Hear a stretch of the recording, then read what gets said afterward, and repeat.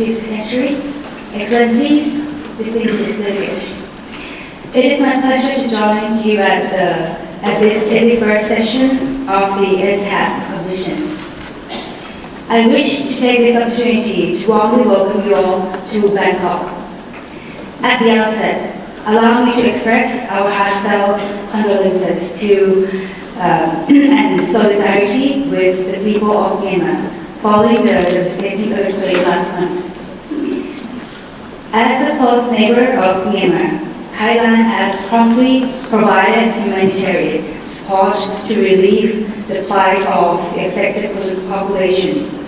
We stand ready to do more, and here I would like to express my heartfelt appreciation for the warm words of support from across the world for Thailand's early recovery from the tragic situation.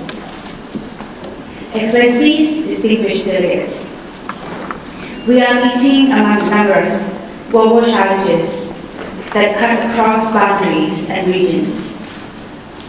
From natural disasters to geopolitical tensions, from economic conditions to climate change, and from environmental degradation to transnational crimes.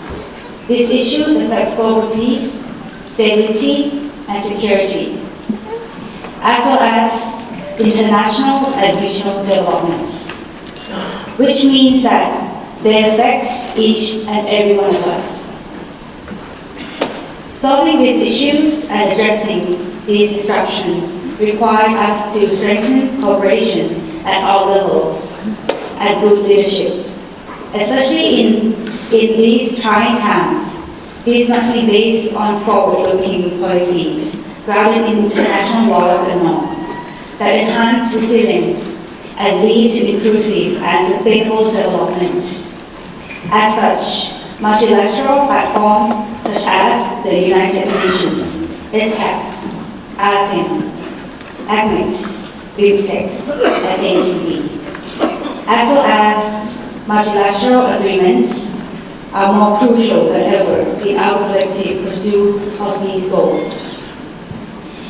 It is a matter of great concern that the Asia-Pacific region, while contributing to more than half of the global growth, is witnessing inequalities across the region. Poverty is also increasing.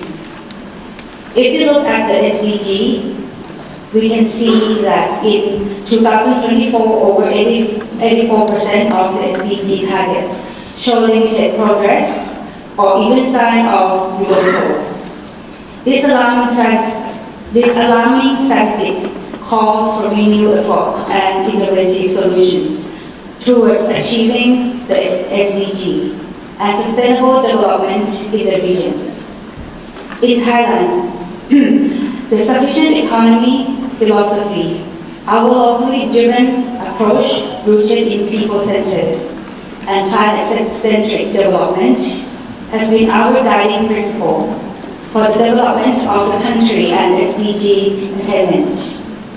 We have shared and will continue to share our development approach and good practice with all interest partners. Excellencies, distinguished delegates, Thailand aspires to be regional development partner and an engine for sustainable growth across Asia and the Pacific. To achieve this, we are advancing three strategic priorities. First, to be the kitchen of the world, Thailand is committed to ensuring food security through agricultural transformation, using innovation, technology, and precision farming. Our aim is not only to feed people and improve livelihoods, but also to contribute to a strong and inclusive regional food system. Second is to develop creative economy with our rich cultural heritage and assets or soft power. Thailand is developing people-centered economic model through cultural industries, design innovation, and wellness tourism.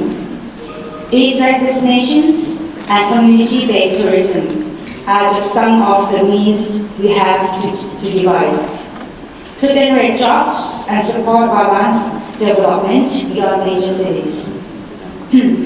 Third is to build advanced and sustainable industries through green transition. Thailand has adopted policies towards green and digital transitions. Through our BCG economy model, we are pursuing this goal by promoting low carbon and eco-friendly solutions with the aim to achieve carbon neutrality by 2050 and net zero emission by 2065. Together, these three priorities are not only shaping Thailand's path towards sustainable development, but they are also contributing to stronger regional supply chain, cross-border service, and expand cooperation in green technologies. Excellencies, distinguished delegates, by the year 2050, nearly 70% of the world's population would live in cities. The theme for this commission session is therefore timely and essential and reminds us to the vital importance of sustainable urbanization in both theory and practice. Urbanization is not only about the safety and well-being of the people, but it's also about shaping a resilient future. Disaster risk reduction must therefore be integrated into urban planning. Resilient cities must be equipped to withstand various risks and threats, and must have infrastructure that can respond to natural disasters and the impacts of climate change, such as flooding, drought, and heat waves. At the same time, cities must also be safe. Habitats must be safeguarded against transnational crimes, such as drug and human trafficking and cybercrime, requiring enhancing law enforcement and increasing digital access and literacy for all. For our part, Thailand is committed to fostering cities that are resilient, where innovation and inclusion go hand in hand.